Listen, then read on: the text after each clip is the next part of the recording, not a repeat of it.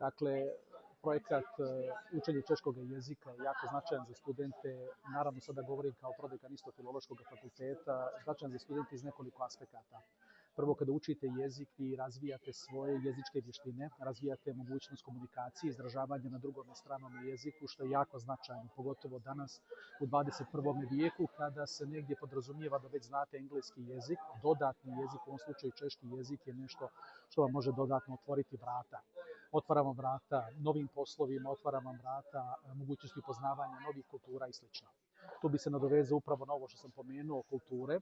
Kada učite drugi strani jezik, ne učite samo gramatiku, ne učite samo riječi, ne učite samo način izražavanja, već i učite nešto o kulturi toga jezika.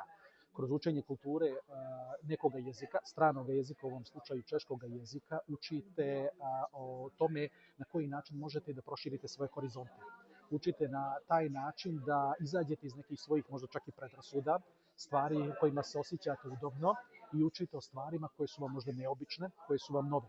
Na taj način, nadam se, veoma uskoro, kroz ovakve kurseve i slično naravno kurseve, dobit ćemo generacije akademski osvješćenih građana koji će znati još jedan dodatni jezik, biti upoznata sa drugom kulturom i samim tim moći da bolje procijene gdje se nalaze u toj novoj kulturi.